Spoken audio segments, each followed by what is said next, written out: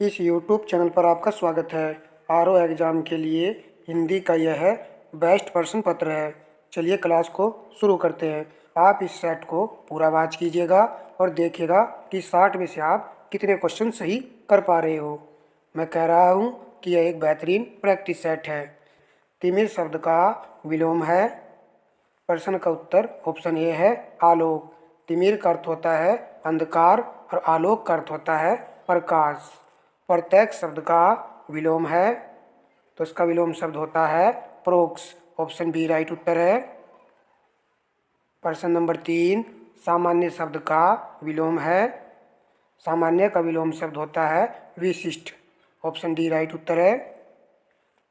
Next प्रश्न देखिए, अमर शब्द का विलोम है। अमर का विलोम शब्द होता है ते। ऑप्शन डी राइट उत्तर है।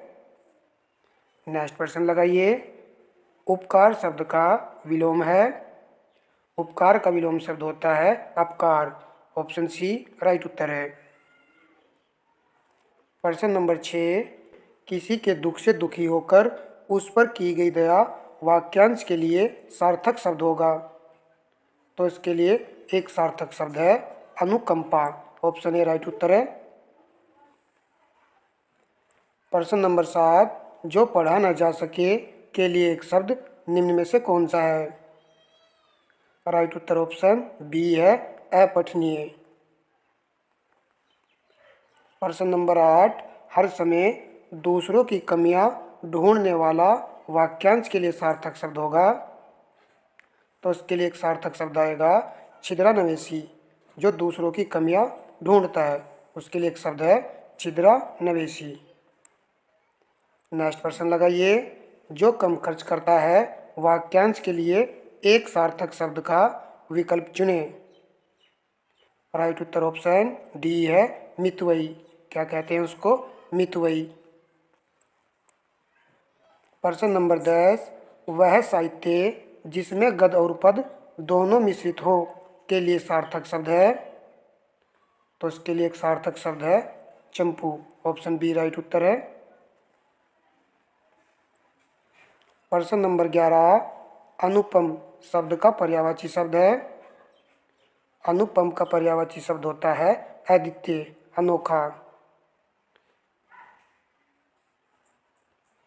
अहंकार शब्द के लिए सही पर्यायवाची शब्दों वाली पंक्ति को चुने। देख लीजिए यहाँ पर किस ऑप्शन में अहंकार के सभी पर्यायवाची सही लिखे हुए हैं। राइट उत्तर ऑप्शन सी है अभिमान, दंभ, दर्प। ये सभी अहंकार के पर्यायवाची शब्द हैं। चलिए नेक्स्ट प्रश्न देखिए, निम्नलिखित में से कौन सा शब्द अमृत का पर्याय नहीं है। राइट उत्तर ऑप्शन डी है रसाल। किसका पर्यायवाची शब्द है? आम का।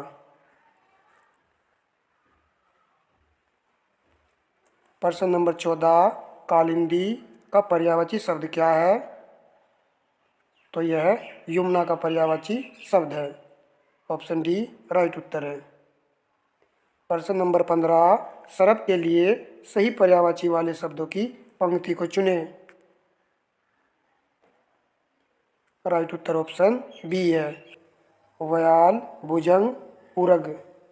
ये सभी सर्प के पर्यायवाची शब्द हैं। प्रश्न नंबर 16, निम्नलिखित में से कौन सा वाक्य अशुद्ध है। यहाँ पर पहले वाला वाक्य ही अशुद्ध लिखा हुआ है। देख लीजिए, वह अनेकों मामलों में गवाह था।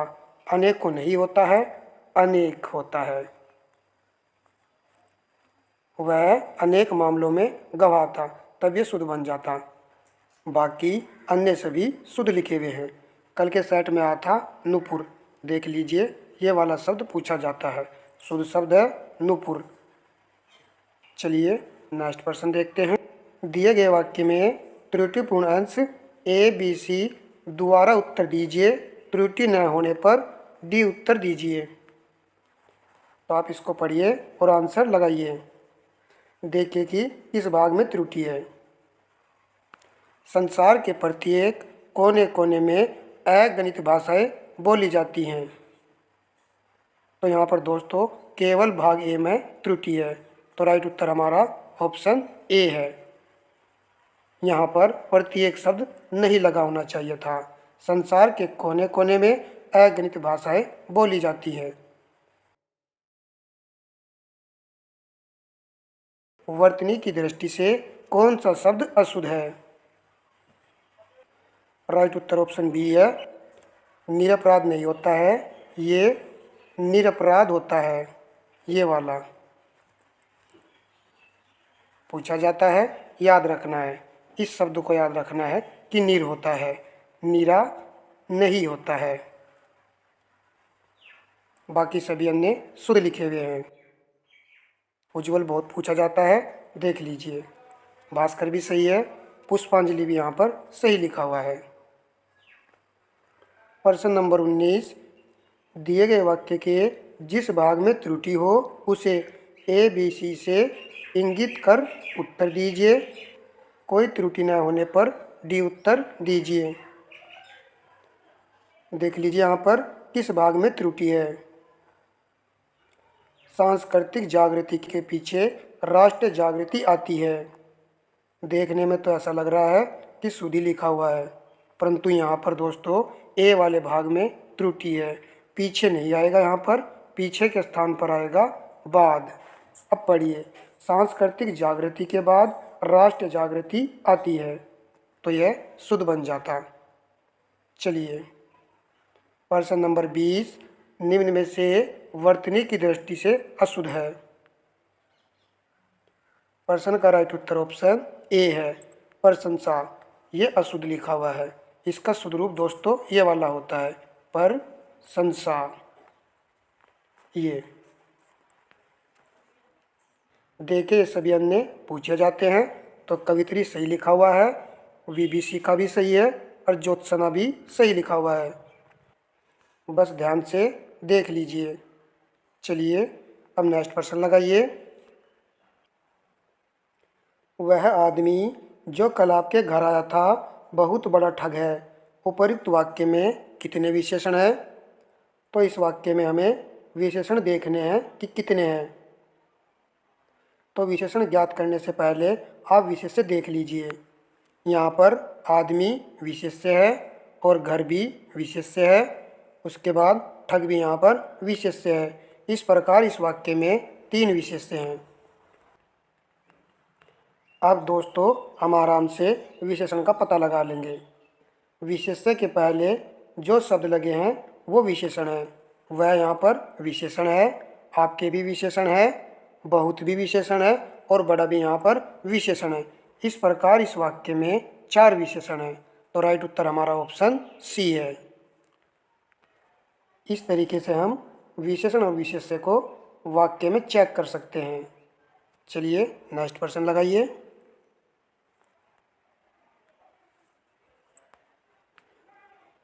दुष्चरित व्यक्ति से संबंध नहीं रखना चाहिए। इस वाक्य में प्रयुक्त दुष्चरित शब्द व्याकरण की दृष्टि से किस संवर्ग में है? तो यहाँ पर दुष्चरित शब्द का बताना है कि यह संज्ञा है, सर्वनाम है, विशेषण है या फिर क्रिया विशेषण है। देखें यहाँ पर व्यक्ति विशेष्य है, तो विशेष्य के पहले शब्द लगा हुआ है दुष्चरित्र, तो यह क्या हुआ? विशेषण हुआ। ऑप्शन सी राइट उत्तर है। प्रश्न नंबर 23, उसका लड़का लंबा है। वाक्य में विशेषण का चयन कीजिए।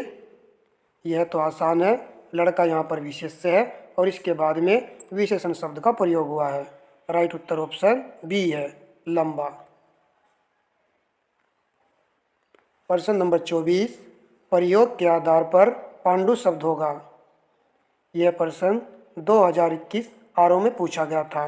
कल वाले सेट में मैंने आपको कराया था। राइट उत्तर ऑप्शन सी है, विशेषण और विशेष्य दोनों है।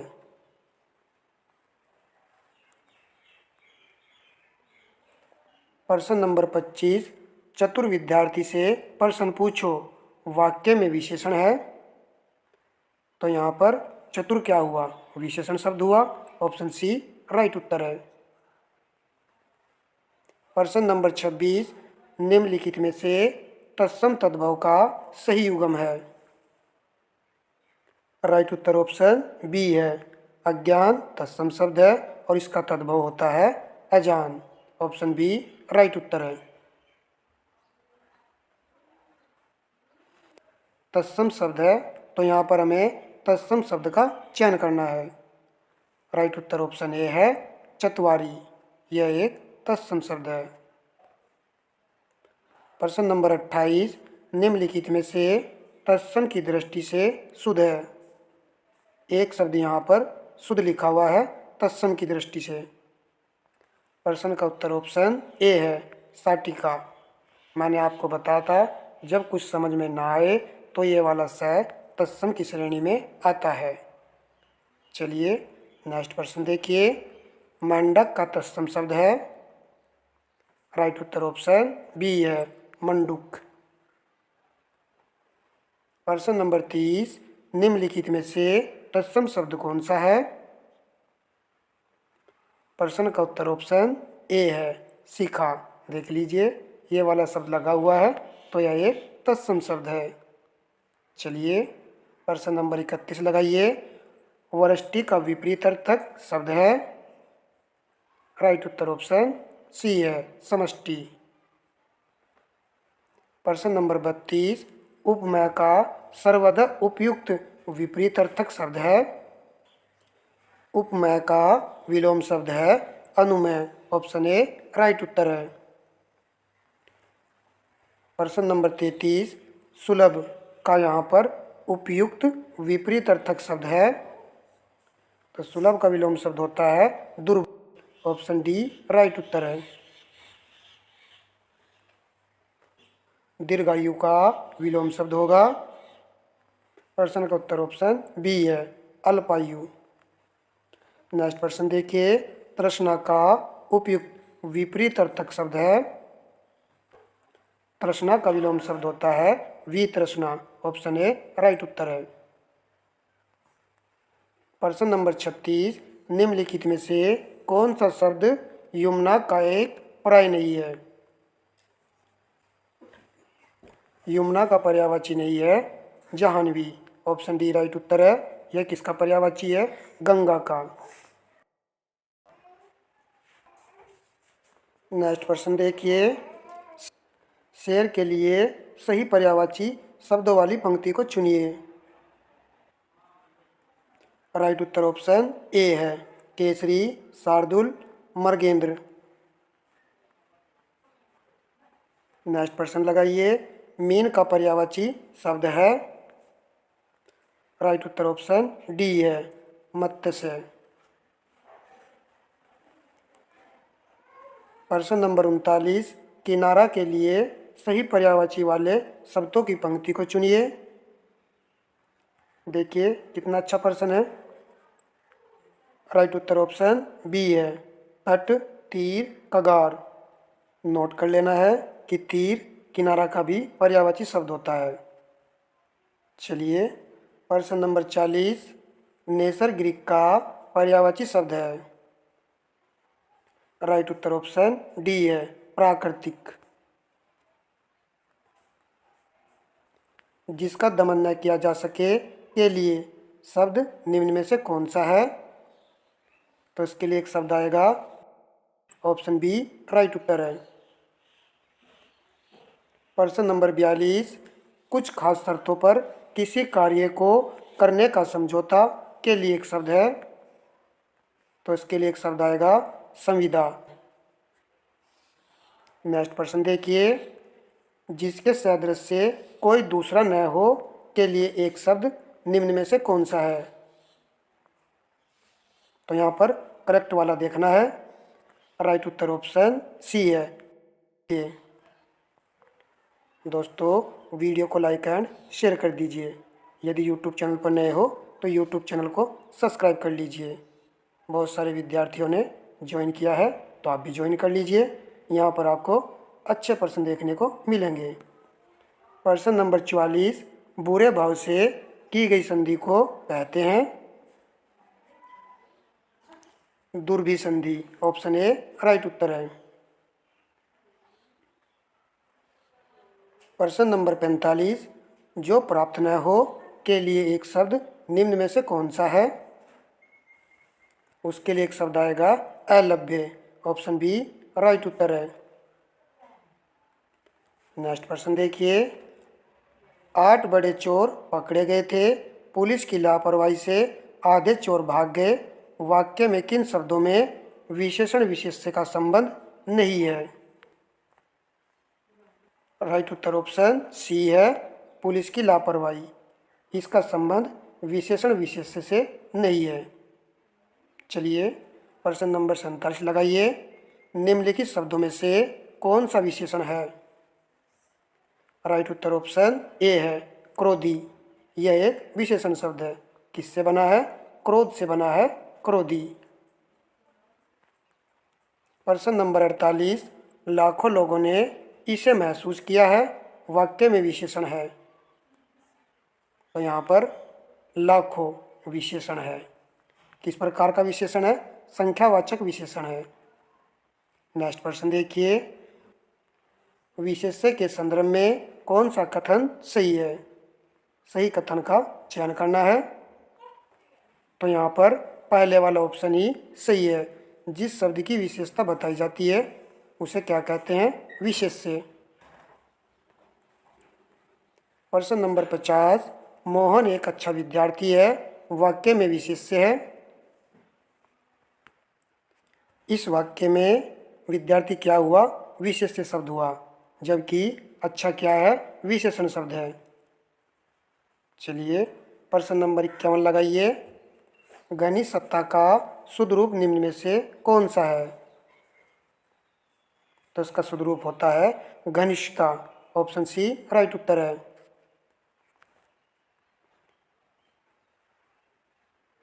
प्रश्न नंबर 52, शुद्ध वाक्य चुनिए। तो यहाँ पर हमें शुद्ध वाक्य का चयन करना है। देखिए, वह के आगे संबोधक कारक चिन्ह लगा होना चाहिए था, तो सी और डी तो आंसर ही नहीं है। ए और बी में आंसर है।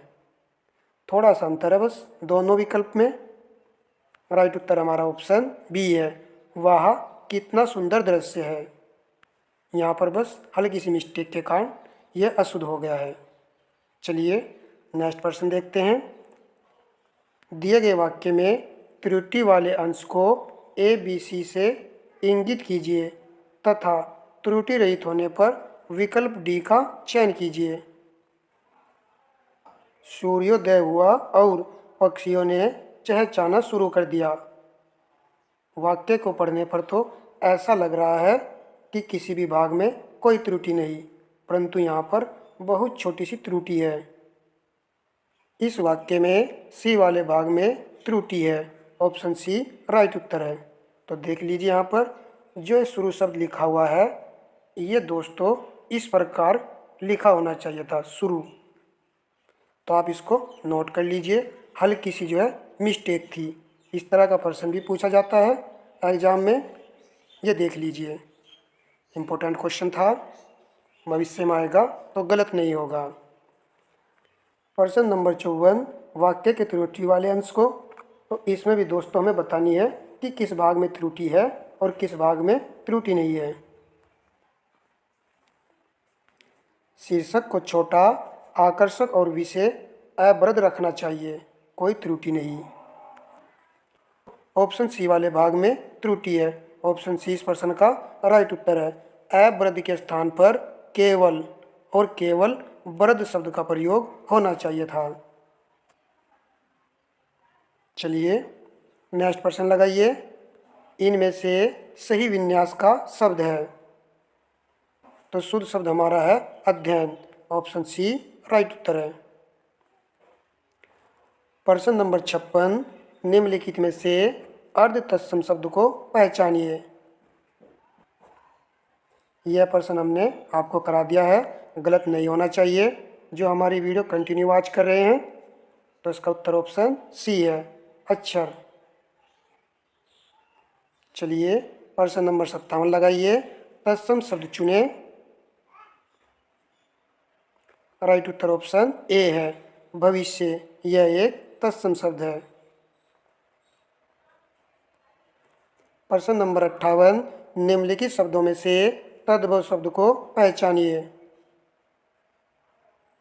देखिए स्पष्ट नजर आ रहा है, ऑप्शन बी वाला राइट उत्तर है।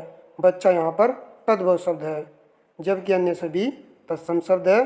नासिका को देख लीजिए और नोट कर लीजिए कि नासिका एक तत्सम शब्द है। प्रश्न नंबर 59, पृथ्वी किस प्रकार का शब्द है? तद्भव, विदेशज, तत्सम, देशज। तो यह एक तत्सम शब्द है। ऑप्शन सी राइट उत्तर है।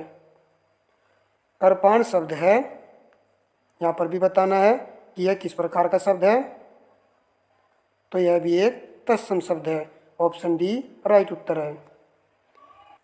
दोस्तों इस क्लास में हमने 60% लगाए हैं, तो आप देख लीजिए कि 60% में से आपने कितने % सही किए हैं नेगेटिव मार्किंग को हटा देने के बाद। और अपना जवाब दोस्तों कमेंट बॉक्स में ज़रूर दीजिएगा। अगर वीडियो अच्छी लगी है तो वीडियो को लाइक एंड शेयर कर दीजिएगा, क्योंकि यहाँ पर आपको जो भी क्लास मिलेगी एक अच्छी और सॉलिड क्लास मिलेगी। धन्यवाद दोस्तों।